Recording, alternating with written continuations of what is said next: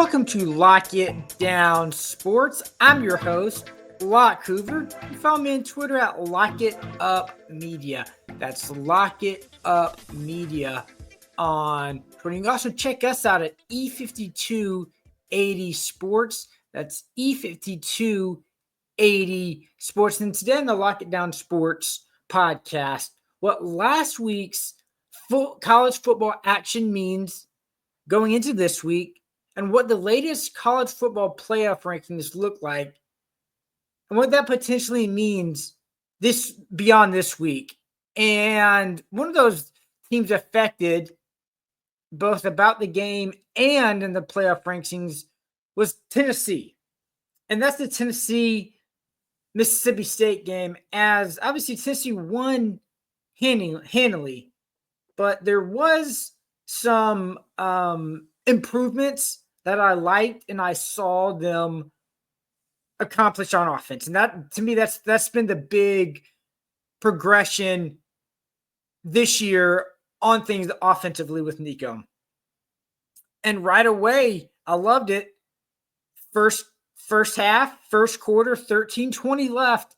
Big play into the end zone. Would have been a touchdown because the wide receiver is open. So once again, failed to connect on a big play, 0 for 1, right? A little bit later in the drive, 11-14, big play to Squirrel White, and he makes the catch. So it's like, okay, you're sitting at 1-1 with the big plays. Granted, one of those would have been a touchdown, obviously, but you've got the big play connection. Early in that first quarter, too, they were able to get the ground game going, which, you love to see it, obviously. But here's the head-scratching thing to me, and this has not happened his entire career, and then 3 straight games now. Third straight game, Dylan Sampson's fumbled a football with Tennessee driving. And I don't understand it. It's a weird thing, and he's even said that himself. He can't figure it out. And interesting enough, too, so this is the second straight game following the fumble that they put in Peyton Lewis for the next series or two. And I feel like that's got to be, Dylan, we're going to let you clear your head. And a little breather, get Lewis involved, get our second down, our second string, our backup backs involved a little bit. I mean, because we saw Bishop get in there involved, but he's been hurt the last 2 games. So it's been Peyton Lewis has now been the number 2 back, with Cam being the 3rd back. Now he's basically 4th on the depth chart, it's looking like. But it clears head before he gets back on the horse and gets going to tote the rock. So still in this first quarter, I like Tennessee going for it on 4th and goal there. I was okay with it because you're trying to make a statement to go up 14-0 in the first quarter. And when a team like Mississippi State, I feel like you want to try to put them away early. Not let them hang around, feel like they have a chance, they have an opportunity. No, you try to put them away early, and if not, unfortunately, you don't get it. You make Mississippi State drive the length of the field to try to score a touchdown, at the very least, a good chunk of the field, obviously, to get a field goal. So early in the first quarter, like that, to go up 14, I was okay with Heupel going for it, trying to punch it in. That was fine with that. So then we move to the second quarter. 13-20-35 left. Big play by Nico, connects on a touchdown in the air. So that's 2-1. Big play connection to bad big play to not a big play. And He's put a little bit of air. He's put a little bit more air in his throws. You've seen it. You saw it this game against Mississippi State, and then the game against Kentucky as well. A little later in the quarter, 2:24 left. I was surprised Tennessee lined up for it to go for it on 4th and 3 at the 27. I thought they'd want to show some confidence with their kicker, with Max Gilbert.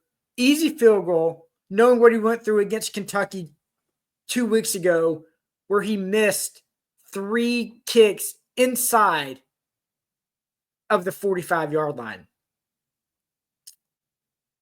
And he's been good this year too.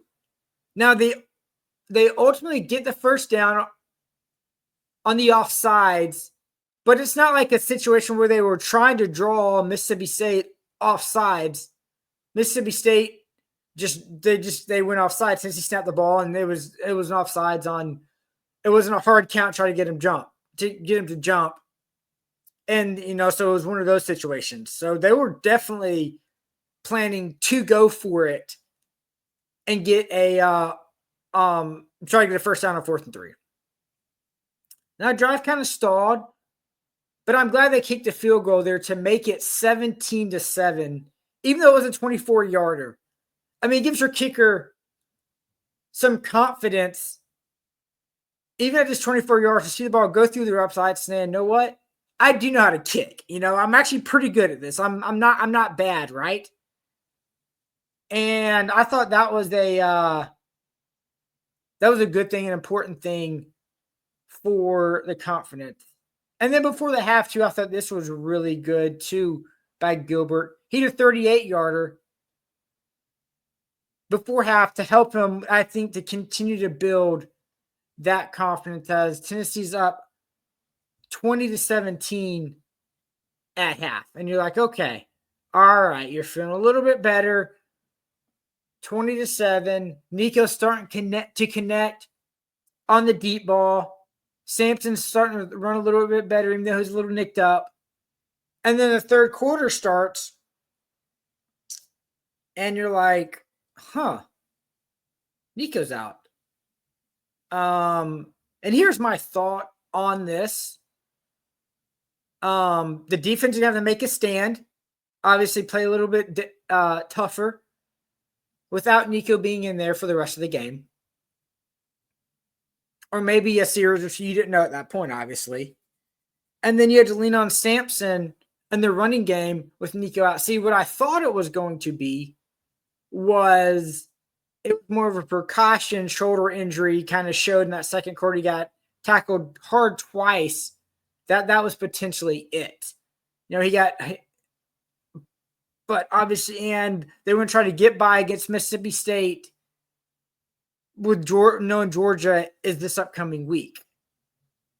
And obviously now we know that wasn't the case, as he was out for a concussion, and to wait and see for this week what it's going to be.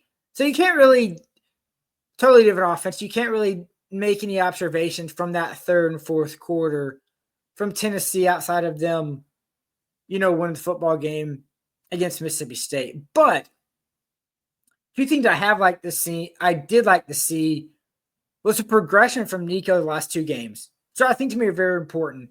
Against Kentucky, in the Kentucky game, he was 28 of 38, 292 yards and a touchdown. Mississippi State first half, 8 of 13, 174 yards and 2 touchdowns. Yes, not as good as opponents as, say, in Arkansas, against an Alabama, against a Florida. I get that. But the progression of getting better, throwing the ball in the air, the deep ball, the connecting of, we can do this. We know how this is supposed to be. That in itself was good to see. Also, too, for me, Max Gilbert, really important. The kicking game, all 3 phases, right? The special teams, the kicking game, 4 field goals after being 0 for 3 against Kentucky. hit a 24, a 38, a 51, another 38-yard field goal. So I think the 238s were big, considering he missed a 38-yarder. But then the 51-yarder, obviously, of, okay, I know what I'm doing.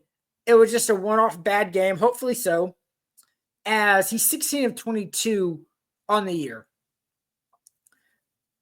Pretty good. And if you take away, you can't take him away. But he should have 3 more field goals made in the Kentucky game. So you could have realistically make it 19 of 22. You know. So that's just a bad, one of those bad games, and he's over it, and he's got that confidence. You're going to need that. I think you're going to have to get some field goals against Georgia. If I think the game's going to be how it is, with how tight these defenses plays and how good these defenses have been, you're going to need Max Gilbert to hit some key field goals. And the fact that he hit 4 against Mississippi State, I think that was very important. And then this LSU Alabama game, wow. Dominant performance from Alabama. They had to have it. Great first drive on the touchdown from Alabama. I thought the crowd noise was going to be an issue in Baton Rouge at night in Death Valley. And you saw it maybe a little bit early with that false start. False start Alabama. All right, maybe this is going to be another thing, crowd noise. We saw how crowd noise affected Alabama in Knoxville. And we know how loud Baton Rouge can be in Death Valley. Alabama responded, first drive, touchdown. Another drive, touchdown drive for Alabama. Length of the field to go up 14-3. Alabama wasn't messing around. They capitalized on the LSU turnover to go up 21-6. Now, those 2 field goals kind of kept LSU in the ball game at half against Alabama-ish. But the way Alabama was playing, it was pretty dominant. And then you get the interception there at the end and near the end zone, or in the end zone,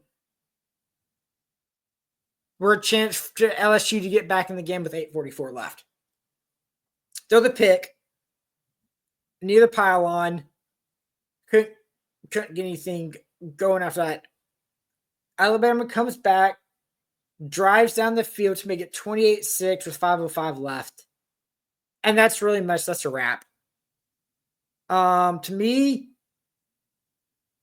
this really pretty much eliminates LSU from playoff conversation, keeps Alabama alive for a playoff spot. Now, there's some weird things that could happen where you have a bunch of ties, and theoretically LSU could play for the SEC title game. In which case, if they win, obviously they've got an automatic bid. But they're still hanging on, and it's a weird scenario situation, but that's where LSU's at. Alabama, they're in. If they lose again, obviously they're done to make them have 3 losses. They got Mercer this week. And then they've got Auburn, which isn't going to be an easy game. I know you laugh. Auburn struggled this year. I don't care. It's Auburn, Alabama. And it's not going to be easy. Then you got Georgia, Ole Miss. And, that first drive, Georgia's able to cash in on the turnover by Ole Miss. Short field, touchdown by the Dogs. And it's like, all right, well, let's see what happens. They're able to respond. Ole Miss able to respond with a touchdown from the backup quarterback, you might add, after Jackson Dart got injured. You're like, oh boy. That was surprising, obviously. Dart being out and Ole Miss able to drive down the field and score a touchdown. You're like, huh, okay. But also too, we've seen this all year, George, and I mean that's just who they are at this point. Slow start after they scored the touchdown off the turnover. Dart comes back in, and they take the lead at half, or for the first half. Kicks and field goals, 16-7. But it was a dominant first half by Ole Miss. And you move to the second half. Georgia showed some life on that third down drive. Hit the easy field goal to make it 16-10 Ole Miss. After that, that was it. Ole Miss blanked Georgia. They scored a touchdown, 2 field goals to finish off Georgia 28-10. Now, 3 turnovers, that'll usually affect things. And it's tough to win a football game, obviously. Carson Beck had 2 more picks and a fumble. His last 4 games, he's thrown 9 picks. It's not a good ratio. I'm not good at math, but that's not a good ratio. But Ole Miss they dominated the game, especially in the second half. And they're sitting good in the playoff spot right now. They still got Mississippi State coming up. But they're in the playoff hunt, obviously, too, with 2 losses. That Kentucky loss could come up and bite them in the butt, with that being one of their 2 losses. But it's one of those wait and sees with how this playoff committee is and how these teams are this year. Now, today we had a big one in the SEC for the SEC potential SEC title implications, and obviously the playoff as well, with Georgia and Tennessee in Athens. And Beck can't turn the ball over, especially with this really good Tennessee defense who hasn't allowed more than 20 points to their opponents all season. They get after the quarterback in a heartbeat as well. And Ole Miss had 5 sacks. I think we get very similar for Tennessee's line up front, as they like to rotate guys. You got James Pierce getting after the quarterback from the end. And then you get the injury report, which I don't know. I mean, it's already said Georgia's out of 4 running backs are down, including ETN and Frazier, their top 2 backs. So where do they go at running back? We'll see. Obviously, the big question is Knoxville. Is Nico playing? I don't know. Is Dante Thornton playing? I don't know. Questionable. They've been questionable yesterday. They've been questionable today. There'll be a game time decision. It's Heupel's not going to let them know until game time. I think it's going to be a different ball game if Nico's not there. It's going to be low scoring. I think it's going to be a low scoring-ish game because these offenses haven't really been – they've been up and down. I mean, you've seen some explosiveness for Georgia against Alabama and in the Texas game. But then also you've seen skunkers as well from Georgia. And you've seen what Tennessee's offense has been this year. Jekyll high, Jekyll low to being so-so. They have to run the ball a lot more, especially if they have to run the ball regardless. You have to get the run game going for sure. But even more if the backup Gaston Moore isn't at quarterback. Also, I think UT's going to have to rely on the defense of the kicking game even more if Nico's not playing. If he is playing now, they're going to have to hit their deep shots like they were against Kentucky and Mississippi State. Yeah, they can. I mean, they need to hit them. Anyway, we've seen Gaston Moore is not afraid to throw that deep ball and just rip it. I mean, you saw the one play he came against Alabama. He ripped it, threw it deep, threw a pick. And then he was taking some shots against Mississippi State. I believe he completed one, got a pass interference. But he moved the ball downfield. That pass interference set up a field goal. We've seen Nico work on the last 2 weeks. I'm sure he's been working on all season. But the past 2 weeks, we've seen his improvement against Kentucky and against Mississippi State. Yes, I know Georgia's a different animal defensively, better players, better talent all the way around the field. But if you haven't been able to hit him against Kentucky and Mississippi State, no way in the world are you able to connect on them against Georgia. Like I said, better players, better safeties, better corners, better all-around talent. So it's a lot of I don't knows going into Saturday, and we're not going to know what's up and what's down with this injury report for the most part, especially on Tennessee's end. We know the 3 running backs are out, potentially a 4th for Georgia. Wait and see what happens with Tennessee and Nico, which is obviously the big question, as Georgia's a 10-point favorite. I don't know if the line changes if Nico's in or not. I would venture to guess it is, but right now Georgia's a 10-point favorite, and it's at home, so that makes sense, and I get it. Some stuff that doesn't really make sense, and I feel like the College Football Playoff Committee just closes their eyes, throws darts for the most part, and see where they land. I feel like there's really no rhyme, no reason for half the stuff that they do. And when it comes to the rankings each and every week, it's a week-to-week basis. We're evaluating teams on what they do each week. Yeah, we know. We've heard the spill before. So then why, if that's the case, that's fine. But last week, Tennessee was ranked ahead of both Indiana and BYU. This week, they're ranked behind them.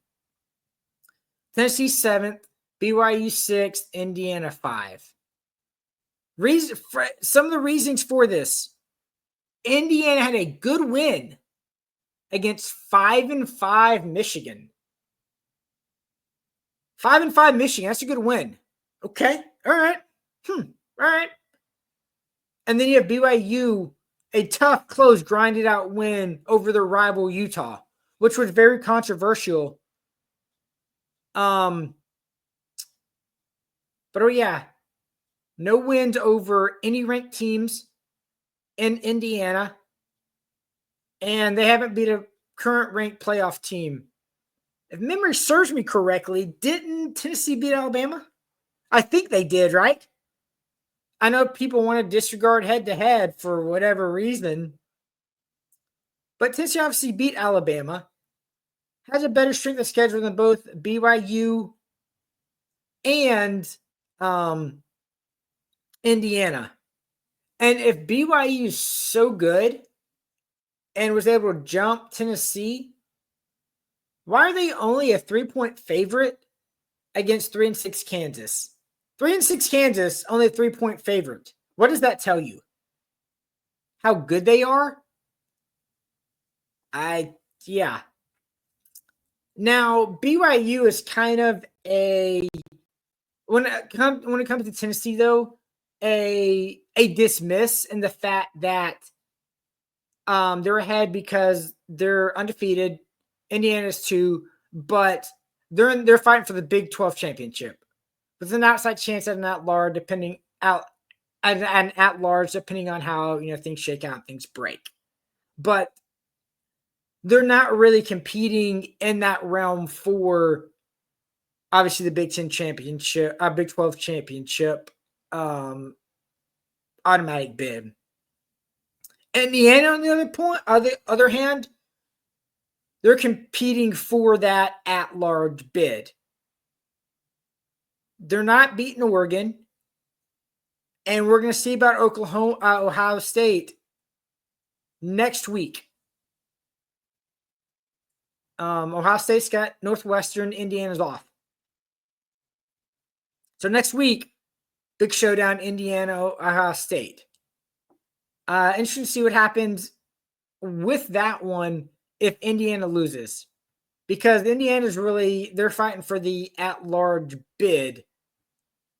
So So we'll see what happens. If they get hammered, how much do they get? Do they drop?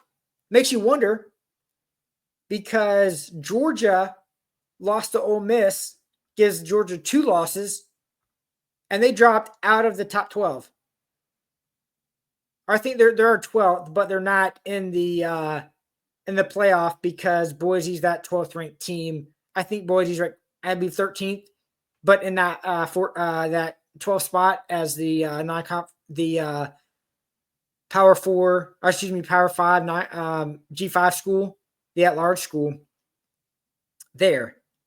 So it could get really interesting how this SEC breaks down with some of these 2-loss teams. I mean, because next week you could be looking at Georgia, Tennessee, Ole Miss, and Georgia. And Alabama, Georgia, Tennessee, Ole Miss, all 2 losses. Georgia wins on Saturday. But I've got this Tennessee could potentially have this argument because it's been used before. If Tennessee goes on, beats UTEP, and then beats Vandy, that's a good win, right? Because that's an argument for Alabama's sake, and that's been an argument for Texas to be that high. They beat a good Vanderbilt team, a 4-loss Vanderbilt team. Good. That's a good win. A 4-loss Vanderbilt team. Okay. If the same concept applies, then it's going to end up being a good one for Tennessee to beat Vanderbilt, right? Maybe that if they have a loss, if they lose to Georgia, because of that good Vanderbilt win, that puts them over Alabama, who's going to move up probably in the rankings because they're going to have a dominant win against the Fighting Mercers, right? You can use different arguments for what TV product you want to see. And Tennessee puts on a pretty daggone good TV product right now. The way they're selling out Neyland Stadium, the way they get loud, that's a rocking stadium. Why wouldn't the committee want to put that in the playoffs to showcase that and for them to have a home game in the first round? Why would you not want that? What's good for college football? Right? That's where we're at. That's what we're trying to do. And Alabama's not the same. They don't have Nick Saban. They don't have to deal with the Nick Saban wrath now. Yes, he's still at Alabama, but he's not the coach. And he works for ESPN College and Game Day. Yeah. There's no Nick Saban wrath as a coach anymore. It's different. Yeah, they still got the A on their helmet. They still got the crimson jersey. But that's it. That's it. Not a very good week, obviously, as a whole. For college football, I already talked about Georgia and Tennessee, which is to me the premier matchup, the best matchup. But this one's also kind of interesting. I'm intrigued by it. Is Texas, Arkansas. And this is probably Texas's best team. Second best team outside of Georgia. Now, normally Michigan, obviously, that's a good game. Not their fault. Michigan's 5-5 this year. And then obviously they played them early. Michigan's not as good as they thought. And Oklahoma's down as well, which not the biggest surprise how you've seen Oklahoma in the past few years. But that's your best. I mean, Arkansas might be your second best team that you've played all year. So that's something to watch and to take into consideration with Arkansas. It's going to be tougher for Texas than you think. And so that's kind of a under the radar intriguing game to me that there are a lot of implications Arkansas knocks off Texas, that's 2 losses, and they still have Texas A&M coming up. We didn't even speak about Texas A&M, who's got 2 losses, but not out of this scenario yet. So I think they're 14th or 15th or something in the college football playoff rankings. So they're stones away to work their way up and be in shooting position to potentially get there as well. So as I say, still a lot of football to play out, but it's going to be fun. There's going to be another upset or two because, you know why? That's what college football is, especially this year. It's going to be fun to see. As always, you can follow me on Twitter, Lock It Up Media. That's Lock It Up Media on Twitter. You listen to Lock It Down Sports on E5280 Sports. I'll talk to you next week.